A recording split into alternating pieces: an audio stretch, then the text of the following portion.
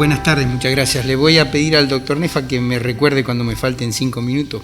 Así puedo ir. Con tolerancia va a ser. Puedo ir redondeando un poco. Esta es una casa de tolerancia, ¿veo? Sí, sí. Bueno, en primer lugar agradecer al doctor Nefa, agradecer a Voces en el Fénix por permitirme ser parte del número 46 de Condiciones de Trabajo. A mí me gustaría arrancar pensando en que la tercera parte de nuestro tiempo en nuestra vida la pasamos en el trabajo.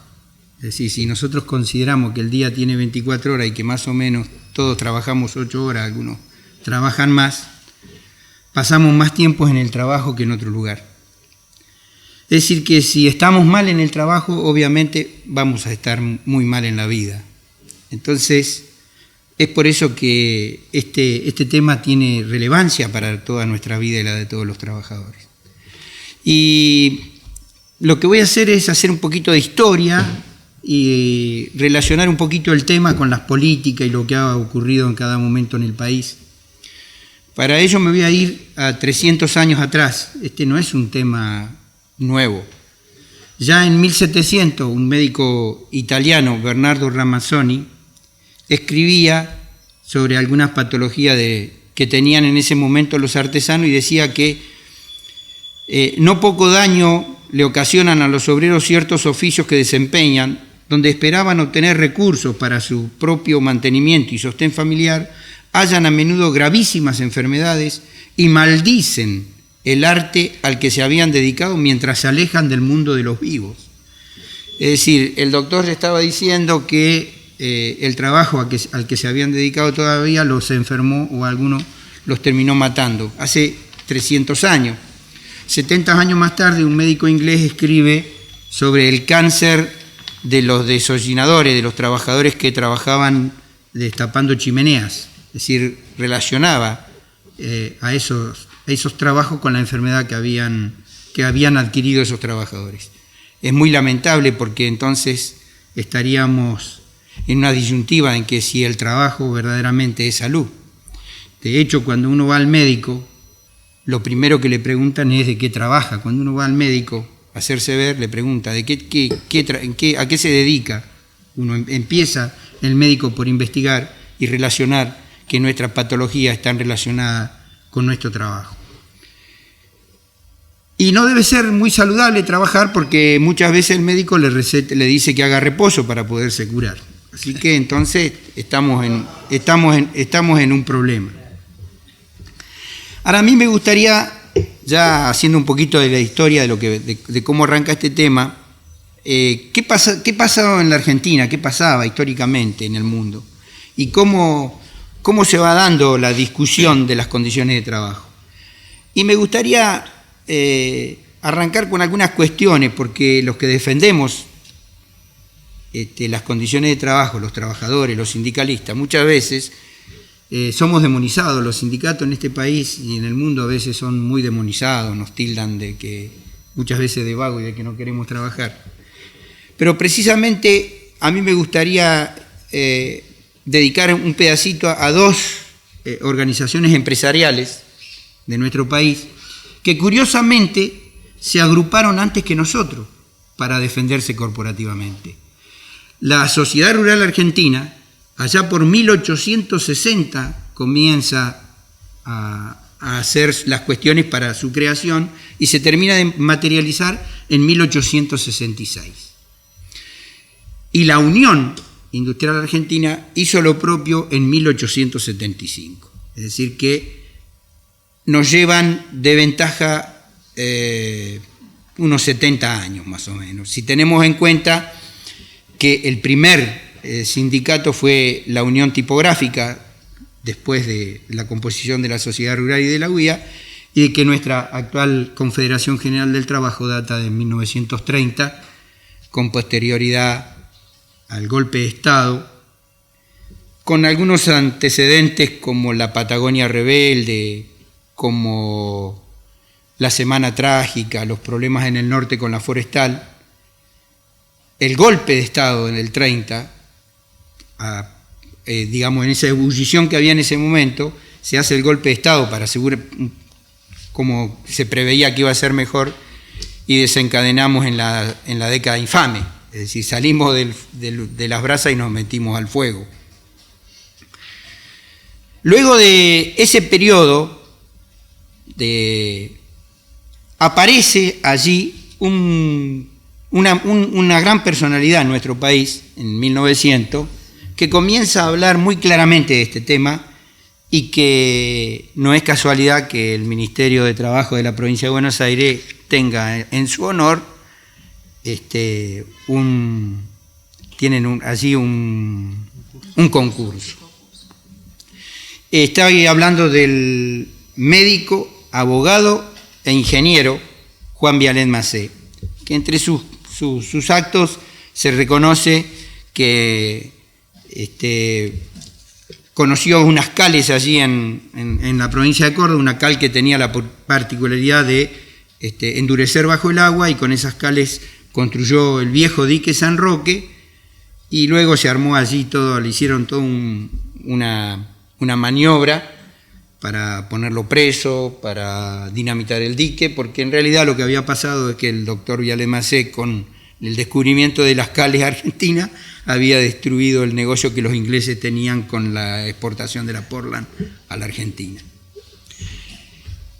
A mí me gusta recordarlo a Vialet Macé por otra cosa que tiene que ver con el informe de la clase obrera que escribió y que fue presentado al presidente Julio Argentino Roca un 22 de enero de 1904 a pedido de Joaquín B. González, ministro del Interior, donde él presenta el informe del estado de la clase obrera, y les voy a leer textualmente un párrafo de esos 3 tomos porque me impactó mucho. Dice: el capitalista extranjero no ha mirado al país sino como campo de explotación pasajera y usuraria. Nada han hecho para mejorar el país, ni siquiera sus propias industrias. Todos ven que el país progresa, pero a pocos se les ocurre preguntar qué es lo que hubiera progresado si esas administraciones no hubieran estrujado a sus propios obreros, no hubieran estrujado a la producción, a la que hacen cuanto pueden para no dejar sino lo indispensable para que no mueran. Vialet Macé fue un precursor del derecho laboral en la Argentina, y luego de Vialet Macé, inspirado seguramente en los 3 tomos aparece otro gran hombre, el doctor Alfredo Palacios, que es el primer diputado socialista electo en toda América, y allí comienzan, a través del Congreso, a materializarse algunas leyes de las que Vialet Macé había detallado en sus 3 tomos. Este 31 de agosto ahora va a ser 110 años de que el Senado de la Nación aprobó la ley del descanso dominical, es decir, que hasta antes de Alfredo Palacio el día domingo era un día laborable. Además, cada 23 de septiembre se conmemora el Día Internacional contra la Trata de Personas, evocando una fecha argentina. Hay un Día Internacional contra la Trata que tiene que ver con esa fecha en que Argentina aprobaba la primera norma legal en el mundo contra la prostitución infantil. Fíjense ustedes, ¿no? Argentina era en ese momento que era un país, en este sentido, bastante de avanzada. También Detallo tiene muchísimas leyes, fue autor de muchas y después fue creador de muchos proyectos. No todos se materializaron, sino que también con el tiempo se empezaron a desempolvar, de acuerdo a la época, los proyectos de Alfredo Palacio. Pero hay uno que pareciera cómico y que se le denominó la ley de la silla, que en 1935 se establece la ley 12.205, que dice que cada establecimiento o cada lugar de trabajo deberá contar con un asiento, con una silla, con respaldo para la cantidad de número de trabajadores que tiene. Es decir que si fue necesario hacer una ley, es porque antes había que ver cómo trabajarían las mujeres en una máquina de coser parada, acostadas. Verdaderamente es curioso, pero no es tan curioso porque además hoy, 2015, nosotros dentro del ANSES muchas veces terminamos haciendo una asamblea porque las sillas que nos proporciona el ANSES no son las adecuadas o no hay el número suficiente. Así que, digamos, lo tengo como una paradoja. A mediados del siglo XX irrumpe el peronismo en la Argentina. Todos sabemos lo que vino en esa década, digamos, aparece la Constitución del 49, que en su artículo 37 hay 10 incisos concretos que hablan de los derechos del trabajador, pero hay uno importante y que tiene que ver con esto, que dice que el trabajador tiene derecho a condiciones dignas de trabajo. Eso decía uno de los incisos del artículo 37 de la Constitución del 49, y allí también aparecen, en el primer gobierno de Perón, una fuerte sustitución de exportaciones, aparece allí, como bien comentaba Luis, una especie de, como meta, el pleno empleo. El pleno empleo produce empleo de calidad, es decir, que no haya desocupados genera que mejora automáticamente, porque no sé si vale el término, por ahí me van a corregir, acá hay economistas y hay... Pero también el trabajo se rige por la oferta y la demanda, es decir, cuando hay mucho desocupado, el empleador se puede dar el lujo de pagar menos o de no cumplir con algunas cosas. Y también quise utilizar para este momento una expresión de Perón, porque Perón conoce en los pasillos del Hospital Militar al doctor Ramón Carrillo, y le dice: no puede ser que en este país tengamos un ministerio para las vacas y no tengamos un ministerio para la gente, le dice Perón a Carrillo. Cuidamos más a las vacas que a los pobres. Con esa frase lo entusiasma a Carrillo. Perón crea el Ministerio de Salud y lo pone al frente a Ramón Carrillo. Y Ramón Carrillo le dice otra frase también a Perón. Perón lo consideraba a Ramón Carrillo un maestro. Si nosotros hablamos de Perón, imaginémonos lo que pudo haber sido Ramón Carrillo. Y Ramón Carrillo le dice: frente a las enfermedades que genera la miseria, frente a la tristeza, la angustia y el infortunio social de los pueblos, los microbios como causa de enfermedad son una pobre causa.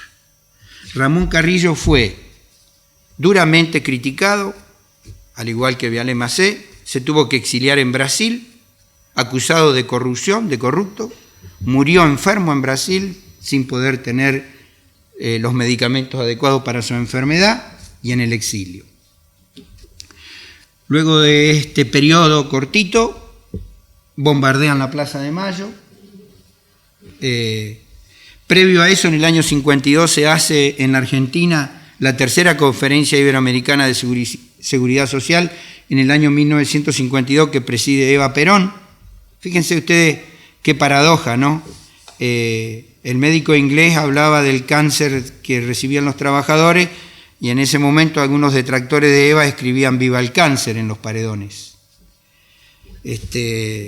Luego, en 1955, en la asamblea de la OIT de ese año, se pone en vigencia el convenio 102 de normas mínimas de seguridad social para el mundo, cuyas bases habían sido las que se habían discutido en el 52 en la tercera Conferencia Iberoamericana de Buenos Aires. Posteriormente al bombardeo a la plaza, 57 días más tarde de la entrada en vigor del 102, cae el gobierno de Perón y entra la mal llamada libertadora fusiladora, y se restablece, allí retrocedimos constitucionalmente 100 años, se restablece la Constitución del 53, queda sin efecto obviamente la del 49 que yo le acabo de mencionar. Era tan grande el odio de ese momento que el contraalmirante Arturo Rial le dijo a los trabajadores municipales: sepan ustedes que la Revolución Libertadora se hizo para que en este bendito país el hijo del barrendero muera barrendero. Una frase bastante desafortunada. Y allí pasamos del estado de bienestar al neoliberalismo, con pequeños altibajos. Podríamos decir, digamos, que la máxima expresión de eso se produjo en los años 70. Yo les pido que hagamos un poquito imaginémonos esta misma reunión acá, un sindicalista, la universidad y cosas, hablando de condiciones de trabajo. En los 70 hubiéramos sido unos subversivos y posiblemente no hubiéramos terminado esta reunión. De hecho, hay un maestro de estos temas, que fue quien me ha formado en esto a mí, que es el doctor Carlos Aníbal Rodríguez, que fue gerente general de la Superintendencia de Riesgo del Trabajo, y no es casualidad que Santa Fe tenga, al igual que Buenos Aires, la CIMAT, porque el doctor Rodríguez fue en su momento fue ministro de Trabajo de la provincia de Santa Fe. Carlos Aníbal Rodríguez se tuvo que exiliar en esos años en España, y yo he sido testigo de ver cómo los sindicatos de España vienen a la Argentina a condecorarlo por lo que él hizo en España por los trabajadores durante el exilio. Eso, acá también tenemos en nuestra mesa al doctor Nefa, que estuvo en Francia, y una vez hoy yo tuve la oportunidad de comprar un libro en Tecnópolis este año que habla mucho de lo que pasaba en Francia, y fíjense ustedes, ¿no? Lo que pasaba en la Argentina en ese momento. Exportábamos talento, exportábamos ideas, exportábamos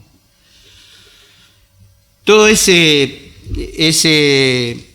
política, digamos, si bien era parte de una dictadura, se termina de concretar en democracia en los años 90 con el neoliberalismo, con la peor expresión del neoliberalismo, donde a los investigadores del CONICET, como pasa en este momento, que están al servicio de los trabajadores, al servicio de los gremios, al servicio de la investigación, se los mandaba a lavar los platos. En los años 90 era muy simple, cuando un trabajador iba a hacer un reclamo le decían: si no te gusta, estas son las reglas. Por tu puesto hay 4 esperando. Por eso decía yo que es muy importante el pleno empleo para lograr el mejoramiento de los empleos. En los años 2000 todo el mundo teníamos la esperanza de un cambio, cambia el gobierno pero no cambia la política, y se reconoce a ese gobierno por una ley llamada Banelco, por la forma en que se aprobó, y era una ley que, en lugar de todo esto que estamos persiguiendo nosotros, de mejorar, era una ley que flexibilizaba mucho más. Eso fue lo que pasó hasta el 2003, cuando definitivamente, para algunos, termina el neoliberalismo y comienza en el año 2003 una recuperación del rol del Estado, una recuperación importante en la que la ANSES, la Administración Nacional de Seguridad Social, que es a los trabajadores a los cuales nosotros representamos, tiene un papel importantísimo, un papel predominante, digamos, porque hasta ese momento la gente ganaba la calle, la gente no tenía. Hoy va al ANSES porque hay una respuesta, hay un gobierno, hay un plan, hay un montón de cosas, y eso ha generado en este organismo importantes cuestiones, digamos. Nosotros tenemos algunas cuestiones. Cristina, nuestra actual presidenta, hace un anuncio y a los pocos ratos ya la gente se agolpa a las oficinas nuestras, no porque vengo, porque me quedan 3, porque la presidenta anunció tal cosa, digamos, lo dijo Cristina en la televisión. Yo les quiero contar una anécdota de una compañera de Misiones, cómo era su ingreso al trabajo. Contó llorando cómo era todos los días ingresar a trabajar, porque tenía que sortear en la UDAI de Posadas 3 y 4 colas de cuadra de gente esperando, que van a las 3, 4, 5 de la mañana a hacer cola, a retirar los números para ser atendido. Ustedes imagínense cómo ingresa un trabajador que tiene que pasar por todo eso y sabiendo, digamos, que todo eso lo va a tener que resolver adentro. Estamos pasando momentos complicados, digamos, donde también hay un poco de... La gente también está un poco exacerbada, digamos, y me parece muy bien que si tiene derecho los haga valer, y hasta muchas veces nos maltratan. Entonces, con ese sentido venimos trabajando en este tema de salud y seguridad del trabajo. Hemos ligado muchas cosas con varias universidades. Hace poquitos días firmamos con la Universidad del Museo, tenemos un convenio marco con esta facultad, pronto a firmarse, tenemos un convenio trabajando con la UMED, con el CONICET, a través del CITRA. Estamos trabajando fuertemente en este tema porque creemos que no alcanza con lo que nosotros podemos decir, digamos. Muchas veces podemos saber, pero necesitamos que nuestros fundamentos tengan rigor científico, rigor técnico, y eso es lo que estamos haciendo a través del CITRA y a través de la universidad para poder llevar a la mesa, porque está muy de moda hoy decir que algunos partidos se juegan en el escritorio. Vieron que los de Boca dicen que River le ganó un partido en el escritorio. Estos partidos también se juegan en un escritorio y hay que estar preparado para la discusión, hay que estar preparado para la negociación colectiva. Es muy importante el rol de la universidad. Para nosotros, que las universidades nos abran la puerta, preparar a nuestros trabajadores. Yo le hablé de la sociedad rural, de la UIA. Si ustedes entran a la página de estas dos entidades, van a ver que sus presidentes son doctor, ingeniero. Los trabajadores también tenemos que profesionalizar los cuadros. Nosotros estamos orgullosos de que en esta última década se hayan abierto más de 10 universidades nacionales, que el gran porcentaje de estudiantes de esas universidades son la primera generación de familias de trabajadores que tienen la oportunidad de seguir una carrera universitaria. Y eso nos va a permitir profesionalizar aún más los sindicatos y que los trabajadores... Puede ser que muera Barrendero el hijo del barrendero, pero a lo mejor va a morir Barrendero manejando una máquina que barre y que a lo mejor tenga la necesidad de ser un profesional para manejar esa máquina. Y ese día que ese trabajador ha ido a la universidad va a tener la posibilidad de defenderse mucho más que hoy en día y que lo que pasaba en aquellos años. Así que no me quiero extender más y me quiero despedir con una frase que no me pertenece, le pertenece al doctor Carlos Aníbal Rodríguez, y que siempre que tengo la oportunidad de disertar o de presentarme me despido con ella porque me encanta. El doctor Carlos Aníbal Rodríguez, en una de sus publicaciones, dice que habremos ganado esta batalla el día en que los trabajadores vuelvan a cantar mientras trabajan. Nada más, muchas gracias.